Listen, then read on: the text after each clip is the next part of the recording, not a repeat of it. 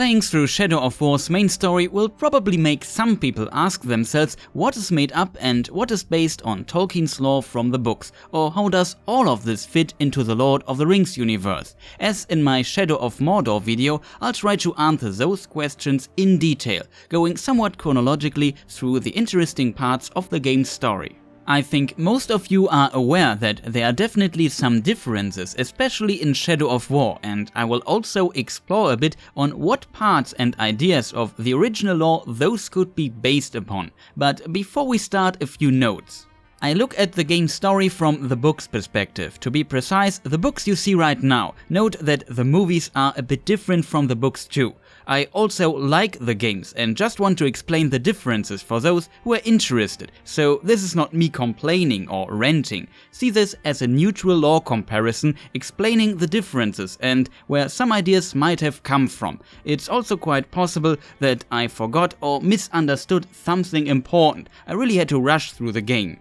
Then I try to pronounce the names somewhat correctly. Of course I often mess up, especially the stress of words and dwarvish names. That also means a lot of rolled R's, but that's how the R is actually pronounced in Tolkien's work. Check the description for more information.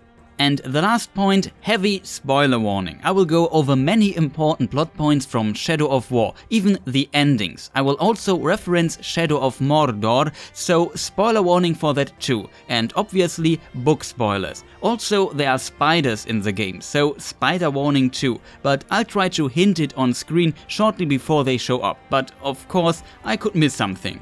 But let's start. Shadow of War starts with a summary of the premise and story of Shadow of Mordor, the first game. Maybe check my lore comparison video for it too. But the quintessence of it, death, curses and especially power levels are quite different in the game compared to the books, and that makes sense from the perspective of an action RPG. What is true for Shadow of Mordor is in that regard also true for Shadow of War, but I still give you a short explanation because it's important to understand. If you already know about it, maybe skip a bit forward. The fusion between Celebrimbor and Talion could not work lore-wise because Sauron has no power over death itself. He has only few options when it comes to the dead, like communication. However, it is possible that Celebrimbor and Talion exist as ghosts or wraiths, even though that's unlikely for them from a lore perspective, and it also is not smart to deny Mandor's summoning.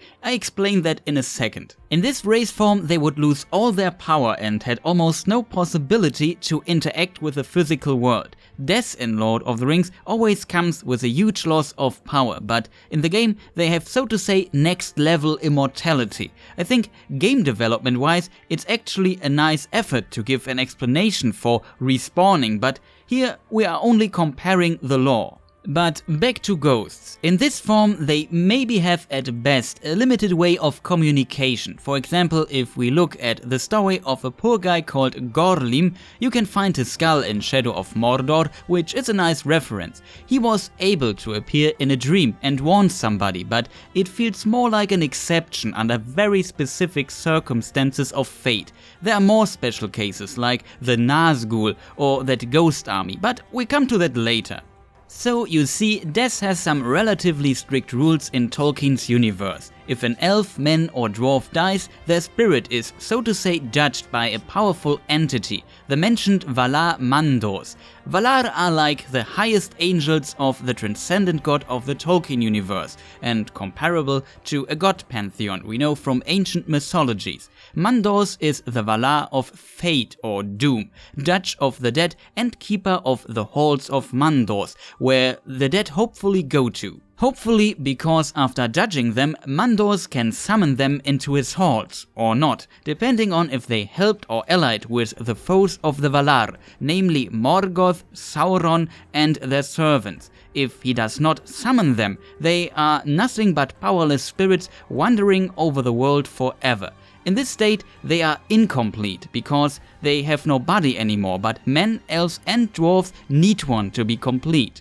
In theory, someone who has died could deny the summon on purpose, but that is not really explored in the books I use. Also, denying the summon for men would actually be the worst, because it could be interpreted as denying the so-called gift of men, resulting in being banished by Mandors, wandering the unseen world forever in despair. In case they get summoned, they enter the halls of Mandors, wait an undefined time there, and then a specific fate awaits them. Elves can get resurrected with a new body and are allowed to live on the continent of the Valar again, called Aman. It's important to understand that elves are bound to Arda, the world of Lord of the Rings. Dwarves wait until the end of the world to help Eru, the one transcendent god of the Tolkien universe, and the Valar to build a new one. And men go to an unknown place. Only Eru knows about their exact fate, so not even Mandors knows. This unknown fate and man's mortality is the mentioned gift of men. It was a gift from Eru to them and plays an important role. Could Sauron now overpower or trick Mandors? Definitely no, not when somebody actually dies, but he could transform the living. That is what he did with the Nazgul. They never died directly, but were transformed when they lived. The only power that has the authority to overpower Mandors is obviously Eru, who is God. And that is what happened to that undead army. Try to keep the basic concept of all of this in mind, because we will need it later again. It's a bit unfortunate that I have to explain this 101 on death in the Tolkien universe as a giant prologue, but it's important to understand the concept of death in Tolkien's world, because it plays a big role in Shadow of War and is one of the major differences. Now let's finally jump into the story. We see Celebrimbor and Talion forge a new ring. Now, as we have learned in that long prologue, in spirit form they can't interact with the physical world and have no power, so they can forge a ring. Of course, they have Talion's body, but it's actually dead too, because his throat was slit, which some would argue could be in theory survived if treated fast. But how did Talion survive? Right, through Celebrimbor, but he has no power over death or is known for his healing powers like Elrond. But even if he did, in race form he is not complete and loses all his powers.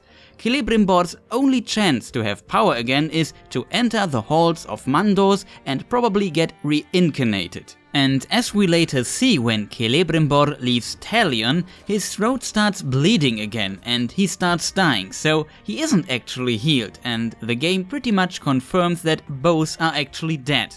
Another explanation could be a curse by Sauron, but he does not have the authority and power over death. The only possibility would be Eru, but that is extremely unlikely. Only once did he allow that and gave the tragic heroes Beren and Luthien, who died, a new life. Not for revenge, but because Luthien's song and plea moved the gods deeply, and because their life was tragic and crossed by the powers of Sauron's master, the Valar, and first Dark Lord Morgoth.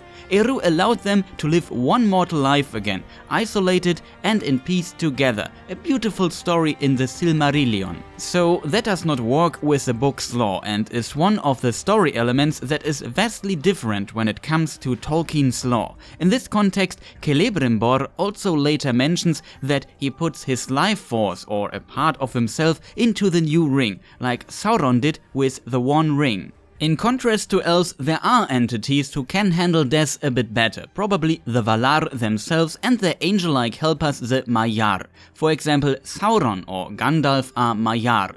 They are spirit beings by nature, called Ainur, and complete without a body, even though they have one and can change their form. Still, when their physical form dies, they lose a lot of power. However, a being like this can actually wield its spirit, so to say, and obviously Sauron did this when he created the One Ring.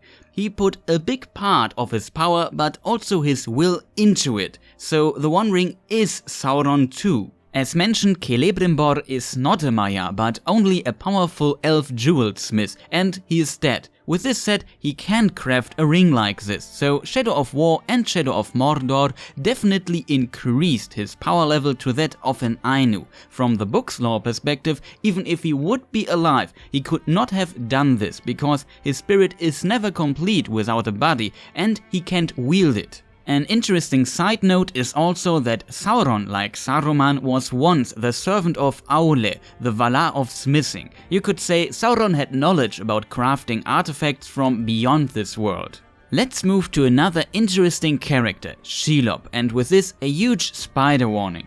She abducted Celebrimbor's spirit probably because he was weakened after creating the new ring. By the way, that was a theory from one of my trailer analysis videos, but of course I was not the only one with it. So shoutouts to my comment section. But can a spirit be abducted? Nothing comes to my mind that would indicate it, except for Eru. For example, when Saruman, also a Maiar, died, we can read that a wind came from the west, that is where Aman is, and blew his spirit away and into nothingness, probably diminishing it to a shadow. He got denied access to the halls of Mandos and was stripped of all his remaining powers as a Maiar for his betrayal.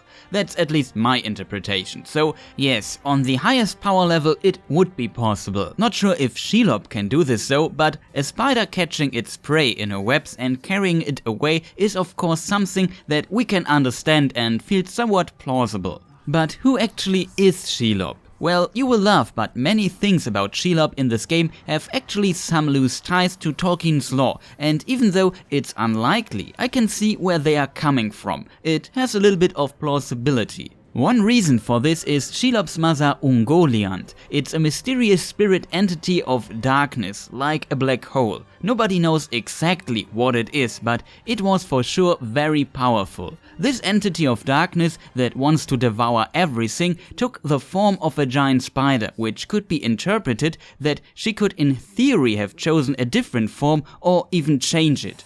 Ungoliant could also weave webs of darkness that could surround her and were like a cloud, helping her to travel somewhat unseen. This is a motive that you can also find in the game, but that's Ungoliant.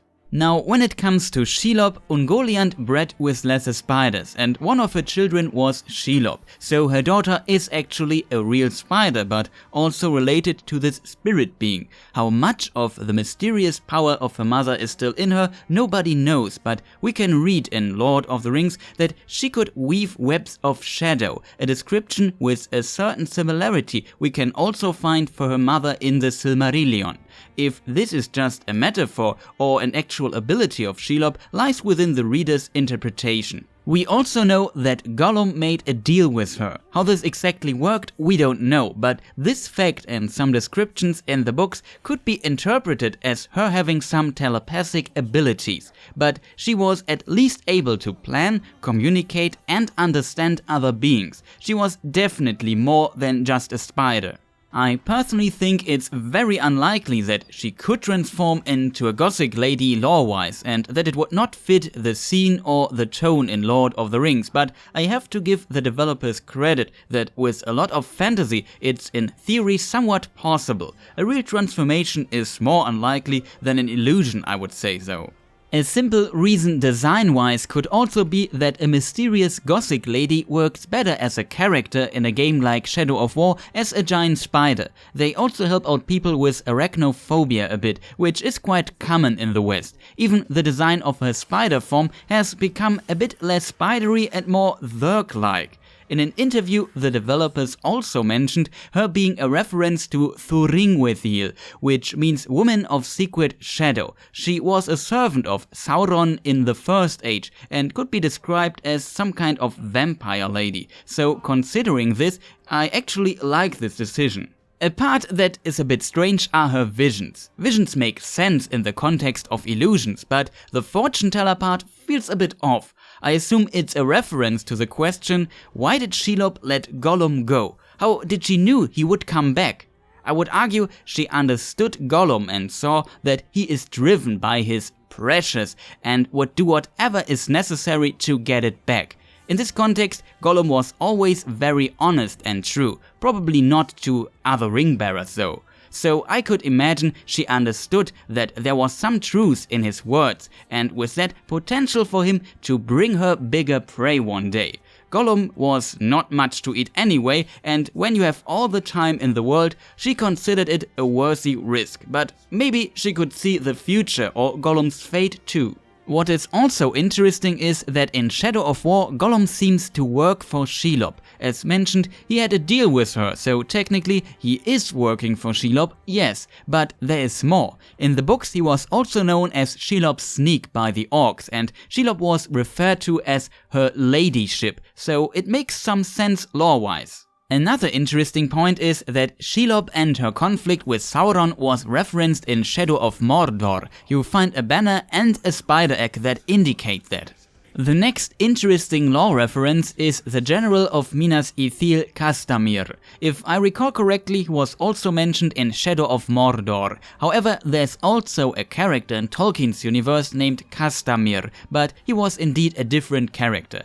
Castamir the Usurper. He rebelled against the king of Gondor, drove him out into exile and took the throne for himself. Like the rightful king, Castamir was also from the line of Isildur's brother Anarion. The Gondorian kings are from Anarion's line and the kings of Arnor are from Isildur's line. However, this rebellion would be known as the Kinstrife and led into a huge loss of power for Gondor. In the end, the rightful king killed Castamir and reclaimed the throne, but the usurper's sons escaped and became powerful in Umbar, but also their descendants would be known as the Corsairs of Umbar, which should trouble Gondor for centuries. Later, Harad controlled the city. We find another little reference in the game through Baranor, who is a Haradrim from Umbar in the service of General Castamir, and spoiler, Castamir betrays everyone for the sake of his daughter Idril. So the name is quite fitting because even Castamir the Usurper had reasons for what he did. Interestingly, the Kinstrife back in the day troubled Gondor so much that they had to abandon to watch over Mordor and the Blackgate, an event we see in Shadow of Mordor, only that it happened 1500 years before the events of the game. Idril could also be a reference, because in Tolkien's lore there's also an Idril during the First Age. She is the grandmother of Elrond and one of the few elves who married a mortal man. When war started, they ruled a haven and helped refugees, also somewhat similar to what Idril does in the game in Minas Ithil. Speaking of Minas Ithil, here we have a timeline-related lore conflict. It's connected with Gondor abandoning the Blackgate and their outposts to watch over Mordor, like Cirith Ungol and Durthang. As mentioned, Gondor lost a lot of power through the Kinstrife, but later the Great Plague, many wars on their borders, invasions, the destruction of the kingdom of Arnor through the Witch King of Angmar, and Mordor becoming more active again, weakened Gondor so much that the Witch King conquered Minas Ithil and Gondor could never take it back. But this happened over 900 years before the events of The Lord of the Rings and The Hobbit, so Shadow of War is slightly off. This also makes it impossible for many things to happen lore-wise. Losing the last king of Gondor, the rule of the ruling stewards over Gondor, and the foundation of Rohan are just a few examples that are tied to that. So the conflict we see in Shadow of War does not fit into Tolkien's timeline at all, but we have seen the tendency to compress the timeline a lot in the last game too, but also in the movies. If you ask yourself, why does Gondor not come for help? They were very busy and could not even defend or maintain their capital Osgiliath, which fell into ruin, and Minas Anor, or later known as Minas Tirith, became the new capital of Gondor. If you have the image of Osgiliath still in mind, that's the ruined city in the movies, that's how Osgiliath looked for centuries. This makes it also clear that Mordor was not asleep, but very active in this region. As mentioned before Minas Ithil fell, Gondor tried to help the remains of the northern kingdom of men Arnor, called Arthedain, but they came too late and it was completely destroyed.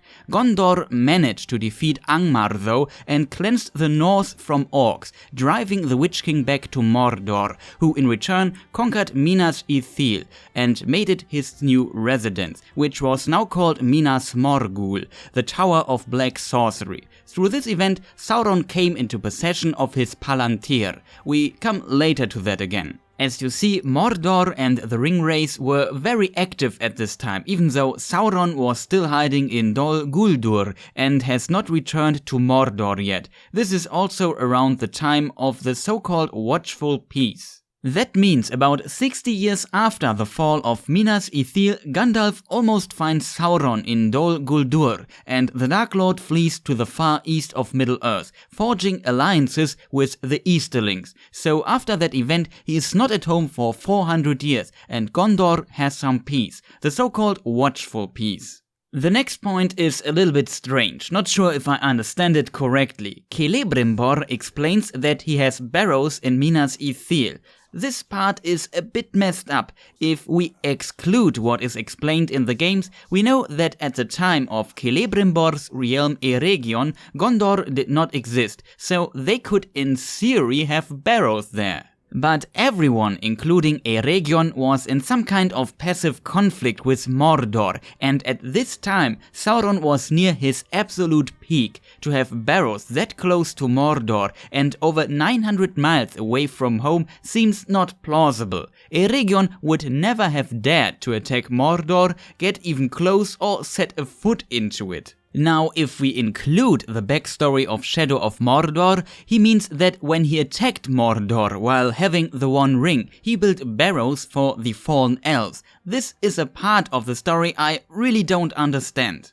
Could he lore-wise have attacked Mordor? No, that is actually impossible. The reason is simple. Sauron forged the One Ring in Mount Doom, failed to corrupt the elves because they just stopped wearing the Rings of Power, then he got very angry, formed one of the mightiest armies Middle-earth has ever seen and started to conquer Middle-earth, almost all of it. He traveled almost 1000 miles, conquered Eregion and killed Celebrimbor in Eregion after a 2-year-long war, taking almost all the Rings of Power with him. Celebrimbor managed to hide the 3 elven Rings of Power he made in secret prior to that, and did not under torture tell Sauron where they were. It could be that Celebrimbor also gifted 1 ring of the 7 Rings of Power to Durin III. Celebrimbor's body was put on a pole and the orcs carried it as a cruel banner through Eregion into the next battle against Elrond. Celebrimbor never left his realm or was in Mordor or even close to it.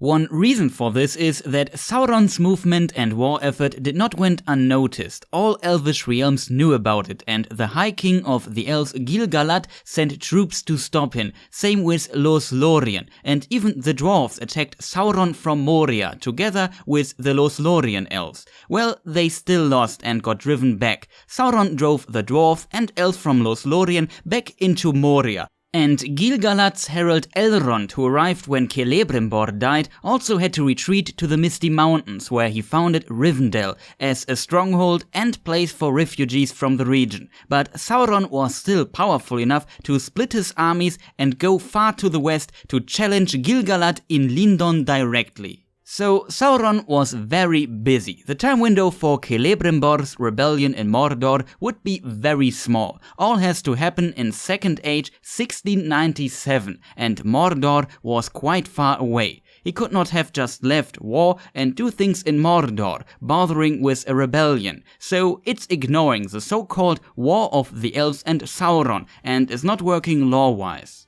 Also quite funny, Sauron can see you when you wear the One Ring because he sees the unseen world. What's really strange now, the game implies that Celebrimbor marched to Mordor, probably from Eregion, so when he stole the ring, he came back to Eregion and then again attacked Mordor, building barrows where Minas Ithil is. Probably I got this wrong, but that would mean after the creation of the One Ring, Celebrimbor traveled this distance of almost 900 to 1000 miles 4 times, all while Sauron's army waits in Eregion. And Sauron, with all his war efforts, also 4 times, plus an extra 1600 miles for his movement to Lindon, if you wanted to fit it into the lore.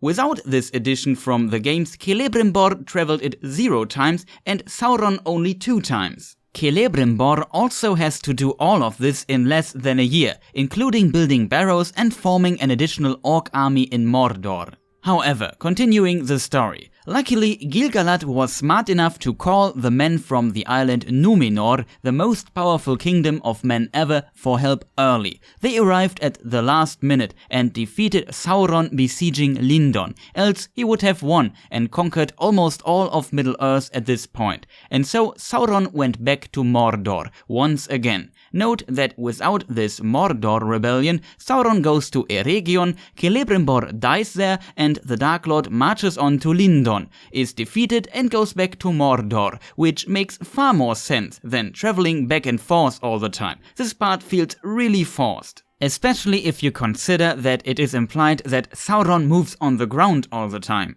Now you could think that Sauron was weakened after these events, which he was. Maybe there were barrows after the war, but no, the war was so devastating for the elves and all others that Sauron was still in a very good position. So lore-wise it's impossible that anybody except for Numenor could even think about getting close to Mordor at this time.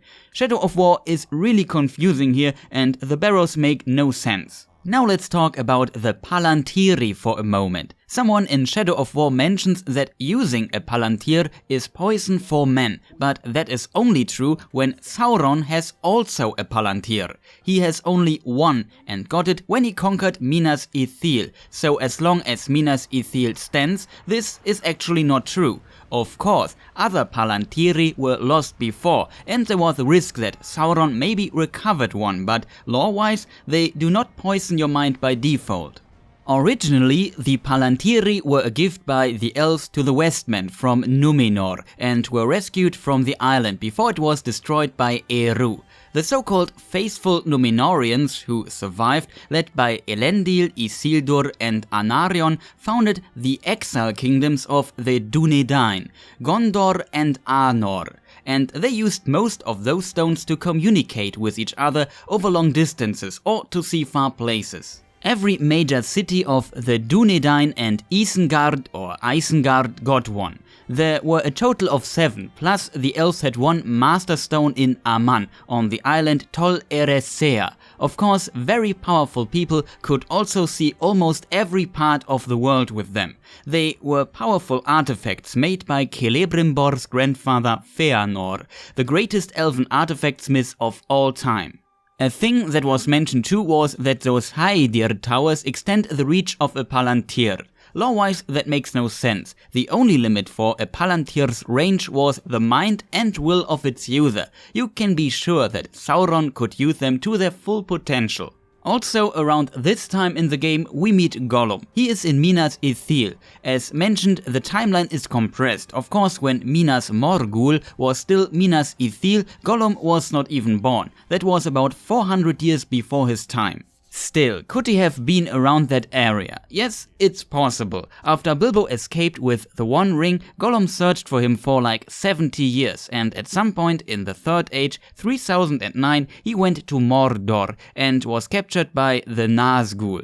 After he revealed what he knew, they set him free again. Third Age 3017. For comparison, Bilbo finds the One Ring 2941, so Gollum could have been anywhere during this 70-year-long gap, and he was close to Mordor at some point. When you meet Gollum the first time in Shadow of War, you encounter an Olog-hai. It's explained how they are stronger, smarter and resistant to sunlight, and that's all true. They also speak only black speech, which is referenced in the game too. Also around this part of the game you must find an orc assassin. He uses a Morgul blade. Lore-wise only Nazgul are known to use those magical blades. It's quite unusual for an orc to have one. Speaking of Nazgul, the game is about wearing rings, especially the rings of power, but fun fact, it is implied that Sauron took the 9 rings from the Nazgul and the remains of the 7 rings for himself to probably empower himself. Of course, you could interpret those implications differently. Quote, "So it is now, the 9 he has gathered to himself, the 7 also, or else they are destroyed." Galadriel says, "You saw the eye of him that holds the 7 and the 9. The eye is often mentioned in the books as a metaphor for Sauron, but there he is not described as a giant fiery eye as in the movies. He has actually a physical form and is missing a finger. Gollum says about him, yes, he has only 4 on the black hand, but they are enough." But back to the ring race. When Frodo puts on the 1 ring on the Weathertop before he gets wounded, he describes the appearance of the Nazgul in the Unseen World quite detailed, but does not mention them wearing rings. So the Nazgul in Lord of the Rings don't necessarily need to wear them to be Nazguls. Moving on. In the game we meet a new character, also related to the ring race, named Eltariel, the blade of Galadriel. Well, it's a bit strange that Galadriel has a powerful assassin. Eltariel was chosen by the Lady of Night to fight the Nazgul and delay their actions. Because she can't actually kill them, her mission never ends. Her name, as mentioned in an earlier video, could be Quenya and mean something like star moving toward the Galanded Maiden. You maybe could stretch that to Star of the High Galanded Maiden, but it should be Elotariel then, if I'm not mistaken. My Elvish, or Quenya in this case, is not the best, so I could be wrong. However, the Galanded Maiden of course references Galadriel. Tolkien translates her name in one of his letters with glittering garland, so it would make sense. But Galadriel sending a single elf on a never-ending suicide mission to Mordor to hunt Nazgul seems a bit far-fetched. Galadriel is more an advisor and helps with magic and visions. One of the most powerful elves, if not the most powerful elf on Middle-earth. For Shadow of War, you could say she is the light variant of Shelob.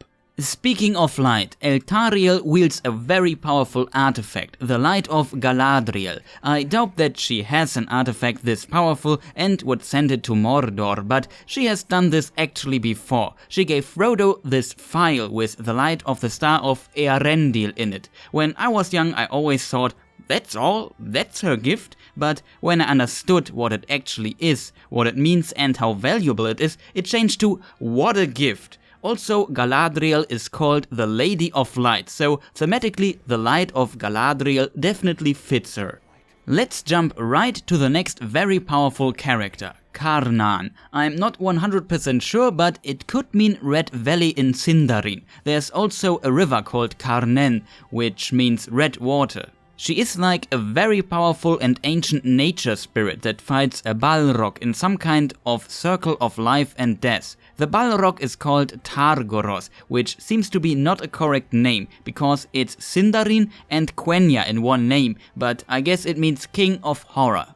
However, nature spirits are quite mystic and sometimes powerful entities. Just think about Tom Bombadil or Goldberry. It seems for Carnan they meshed all those nature spirits together, adding a little bit of Treebeard to it, who is also a nature spirit. They also referenced the missing Entwives with Carnan's appearance. An interesting side note, when the army of the Last Alliance marched to Mordor, Sauron burned and devastated a giant forest and its surroundings to stop their movement. This area should be known as the Brownlands after that, but when there were forests, the Entwives from Fangorn lived there. Some speculate that Sauron did actually capture some of them and used them to plant food in Mordor for his armies, so Entwives in Mordor are actually not that unlikely.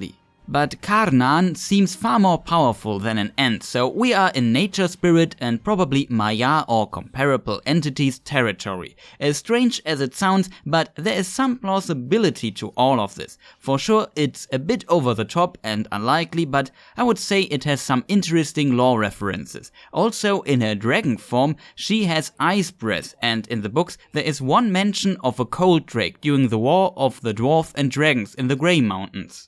Balrogs, on the other hand, are a whole different story. They don't serve anyone in the Third Age, and if Sauron could control them, he would have done it, even though they are old allies. Also, fighting a Balrog is not a good idea either, but of course if a nature spirit fights a Balrog it becomes possible again, I guess, even though the Balrog was a little bit too stupid for a sentient being this powerful. Those things are one of the scariest and most powerful enemies left in the world. He probably would not fight on a frozen lake, especially after falling into the water several times. I also don't know why he is in Mordor, and the description in Lord of the Rings is also far more mysterious and powerful. Not just a giant beast with armor, but a mystic entity of shadow and flame. Around this part in the game we also meet again Baranor. As mentioned, he explains that he is a Haradrim from Umbar, which makes sense, but he also explains that he was sent to establish peace between Gondor and Umbar, which does not work, at least at this time. Umbar and Gondor were enemies for centuries. The ancestors of the mentioned Castamir, the usurper, who played a big part in the kinstrife, never really forgot about what happened. But there's also probably a reference from before the kinstrife. The Gondorian king Taranon Falastur married a woman probably from Umbar named Beruthiel. She was a black Númenórean and a cat lady. The marriage was probably of political nature. However, she had 10 cats that she used to spy in Gondor. She was feared there, not that popular at all, and later got banished by her husband. Interestingly, Aragorn in The Lord of the Rings references her about 2400 years later, so she must have made quite an impression in Gondor back in the day. But back to Shadow of War, we also meet Redback again. He has now an Uruk-hai friend, which he named Ranger. As mentioned before, we have an interesting lore reference here. He speaks Black speech very well, which is lore confirmed. Uruk-hai spoke Black speech, and Redback often doesn't understand what he's saying, and also that is true. Orcs often had a mix of many words from other languages mixed into their own Orcish tongues and Westron. Sauron wanted them to speak Black speech, but often it were only some words, so Orcs did not speak Black speech that well. A nice reference again. Now we come to this Necromancer Orc story. Surprise, lore-wise that does not work, especially reviving a Balrog and bringing him under your control seems very off. That would be quite a trick even for Sauron or even Morgoth at their prime. If they could not do it, Orcs shouldn't be able to do that either. Necromancy in Lord of the Rings is not much described and seems very limited. As we have learned earlier, dead means dead and a loss of power for what remains. Only Eru and Mandos can grant some exceptions, no one else. So here are some examples of what could be considered necromancy. Sauron transformed living men into wraiths using the 9 rings of power, but they actually never died, just changed their form, the Nazgul. It did not work on the dwarves and probably not on elves too. The Witch King, but Sauron could do this too, the 2 Watchers would be an example, summoned evil spirits in the barrows of Cardolan, who became known as the Barrow Wights. Those evil spirits were probably fallen Maiar, who allied with Sauron because they could use some spells in this form and interact slightly with the physical world, a thing I would argue falls into the realms of spirit beings. They were definitely special, also they are not mentioned in the movies. The Ghost Army. Before they were undead, they once swore an oath to Isildur to aid him in the War of the Last Alliance. As Dunedain King of Gondor, Isildur could call Eru himself for special oaths. These men did not fulfill their oaths and as a result got cursed by Isildur, and Eru made the curse real. And so they became this ghost army known as the Oathbreakers. In the books they cannot fight or harm anyone though, because they can't really interact with the physical world. As explained before, they are spirits that need a body to be complete. What they did in Lord of the Rings is they scared the Corsairs of Umbar, so they fled from their ships in terror, and so Aragorn saw their oaths as fulfilled, and they could break the curse and find peace. Then we have the magical Morgul-knife of the Nazgul. It could transform men into a lesser race that would serve Sauron and the Nazgul. That is what almost happened to Frodo.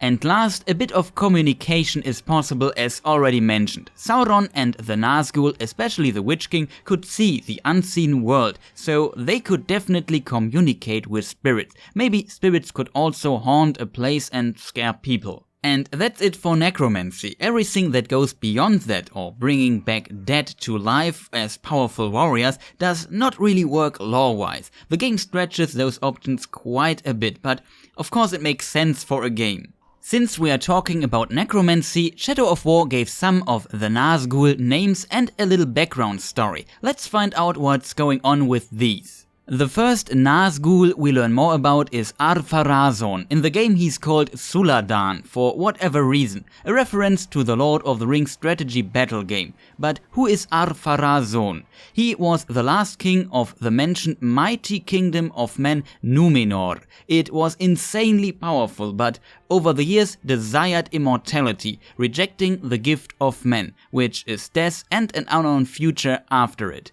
Ar-Pharazôn was also the king who sent a mighty fleet to Mordor and took Sauron prisoner. In his and Shelob's complete memory, we can actually see a young Ar-Pharazôn with Sauron offering him one of the 9 rings of power and leaving Mordor. Of course, Sauron had an evil plan in mind to take revenge because Numenor saved Lindon and Gil-galad in the war of the elves and Sauron. And so Sauron came to Numenor, where he rose from prisoner to advisor of the king. He slowly corrupted their minds and manipulated them into worshipping his master Morgoth. At the end, he persuaded the king to sail to Aman with the most powerful ship fleet ever seen and claim immortality from the Valar. So does it work that Sauron gave him the ring and he becomes a Nazgul? No, Ar-Pharazôn sailed to Aman and the Valar and Eru were not amused. He and his fleet got buried under mountains by Eru himself and were banished into the Caves of the Forgotten, where Ar-Pharazôn and his sailors and army are imprisoned until the end of time. There is no way for him to leave that place, even as a spirit or Nazgul. Eru also destroyed Numenor and sunk it into the ocean. The story was obviously inspired by Atlantis, and on Numenor even Sauron got destroyed, but it is not clear if he had the One Ring with him. There are some notes and implications that he actually left the One Ring back in Mordor during his prison time in Numenor, but it's unlikely that he took the Rings of Power with him. And even if he did, Numenor was destroyed by Eru, so the rings would have been destroyed too. When Dragonfire can destroy 4 of the 7 rings of the dwarves, then the rest of God can probably destroy those rings too. From all the places in the world, Numenor was not a good place for rings, so that does not really work lore-wise. The next Nazgul is one of the great kings of Rohan, Helm Hammerhand. This is also unlikely because we know how he died. He was found dead, starved and frozen in the snow during the long winter and siege of the Hornburg or Hornburg. Theoden references the siege of Helm in Lord of the Rings too. The story told in the cutscene only has some references but is totally different from his actual story. A lord with Dunelandish blood named Freka travels to Edoras and asks Helm if he would give his daughter to Freka's son Wulf. We see that this is different in the cutscene. Here Wulf asks or ambushes Helm in the forest. Of course Helm, and I guess the daughter too, said no. When Freka started to threaten Helm, the latter got angry and punched him so hard that Freka died instantly. That is also why he's called Hammerhand. He's not known for using a hammer, but for punching people very hard. With this, Wulf and the Dunlendings swore revenge and started an invasion to conquer Rohan. To survive, King Helm and his people now fled to the big and former Gondorian stronghold called the Thusburg, and the Dunlendings besieged it. Sadly for all factions, a very cold and unusual long winter came, and both factions were plagued by starvation and the cold. Every night during the siege, Helm blew his horn, sneaked out of the fortress and killed Dunlendings with his bare hands in their camps. And with this, his horn brought fear into the hearts of his enemies, and the fortress was named Hornburg or Hornburg. But one day, Helm was found dead, starved and frozen outside in the fields, still standing, striking fear into the hearts of his enemies, and that's how he died. Later, his nephew Frey-Alaf Hildeson formed an army and drove the Dunlendings out of Rohan, becoming the next king. You see, it's very different from what we see in Shadow of War. Another note is that a living Celebrimbor is seen in the cutscene. That is not possible because Helm lived only about 300 years before the events of Lord of the Rings in the Third Age. That is about 4,400 years after the fall of Eregion and Celebrimbor's story. He was long dead at this point and the Nazgul were already complete. He also didn't kill his daughter, nor did she marry Wulf. It does not fit at all. The last Nazgul is Isildur. That does not work too, but it would actually be one of the more plausible Nazgul background stories. The arrows he was shot with were poisoned orc arrows. It is also stated that nobody on Middle-earth has ever found his body. That would include Sauron. After the War of the Last Alliance, Isildur was on his way back to Rivendell with about 100 riders, where his wife and youngest son waited. In the Gladden Fields, they got ambushed by orcs. The fight took some days. In the end, his oldest son asked him to take the One Ring and leave. Heavy-heartedly, he left and hid with the One Ring for quite some time. He later decided to swim through the river Anduin, but when he arrived at the other side, orcs saw something coming out of the river at night with a glowing eye. Isildur wore the Star of Elendil, which emitted a piercing light. They thought it was a monster and shot their poisoned orc arrows and fled in terror. They hit his heart and throat, and Isildur fell back into the river and was never found. Considering that Mordor was 500 miles away, his body surviving that long was also not possible. Even without lethal shots, the poison would have killed him in that time. And as explained, the ring can only transform living men. In Shadow of War, we can also see him summoning ghosts. That is also not possible. He would need Eru to accept a curse, or an oath had to be broken for that, and the ghosts would have to actually ally with him. And even if he had ghosts, they would only be able to communicate and scare people at best. Fighting would be not possible. But as mentioned before, this makes sense in the context of a game. The scene where Celebrimbor and Talion dominate a Nazgul, or Isildur in this case, feels also quite unlikely, especially the part where the Nazgul loses the Ring of Power. As mentioned before, it was implied that Nazgul don't need to wear their rings and that actually Sauron had them for himself. And without losing the ring, Talion becoming a Nazgul also does not work. The Nazgul would also still be a Nazgul, but yes, the ring could have slowly turned Talion into a ring race too, I guess. Also, in the late Third Age, Minas Morgul is under Sauron's control. For example, after the Watchful Peace, Uruk-hai were secretly bred in there, and Sauron's servants prepared for their master's return. They also continued to attack Gondor. Then Talion beating the Witch King is also strange, considering how powerful he is, but of course it's Talion, and in the game he is powerful too. And they also avoid the prophecy, because Talion can kill him. Another strange thing is that there are dragons around. In the movies, fell beasts look more like dragons, but in the books they have beaks and wings like a bat. But I'm not so sure about drakes, even if they are small ones and probably a lesser breed. Of course, in the Grey Mountains there should still be dragons, but if Sauron would have access to creatures like this, he would have made more use of them during the Ring War. In the end, Eltariel and Celebrimbor fight Sauron. This is another power level thing. The White Council once came together to confront Sauron, and that was in Dol Guldur, before he returned to Mordor, and there he was much weaker. And of course Sauron fled, but the White Council consists of some of the most powerful beings in Middle-earth. 2 Maiar with Saruman and Gandalf, and with Galadriel, Elrond and Círdan, the most powerful elves left. If we will place Eltariel with Galadriel and send Gandalf with her, plus Celebrimbor, maybe, but just 2 elves? Imagine they would have sent 4. Not a fan of that. An interesting other little mistake in the scene is that Sauron takes a fair form, but after he lost his body when Numenor was destroyed several thousand years ago, he was not able to ever take a fair form again, so that is lore-wise impossible. And almost at last, the mentioned fiery eye of Sauron. In the Lord of the Rings books, Sauron has a physical form. He is not a giant fiery eye over Barad-dûr. As mentioned, Gollum sees Sauron and says, yes, he has only 4 on the Black Hand, but they are enough. Of course, the game is more tied to the movies and it tries to give an explanation for the fiery eye, but it's not a thing in the books.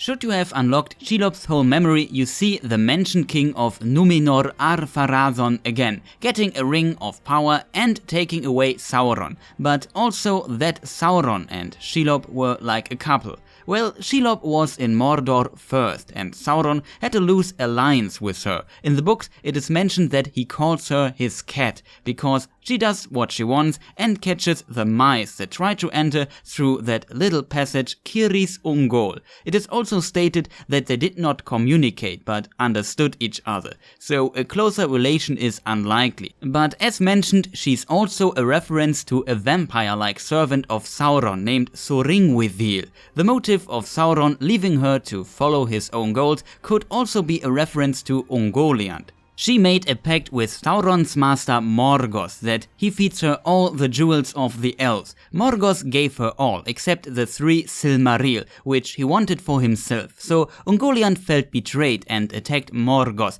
and nearly devoured him, but he screamed and got saved by his Balrogs, who drove her away. So some loose parallels here.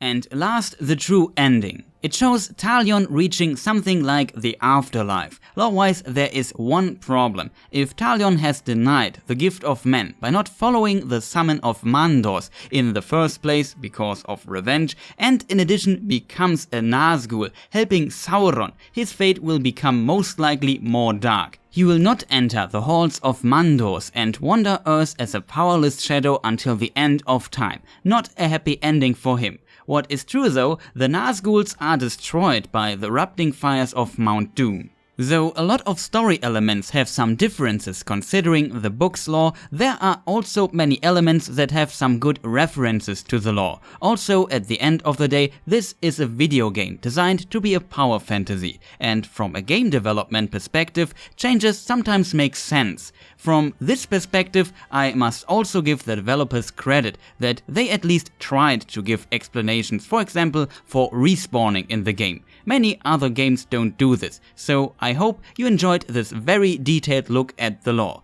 Thank you for watching.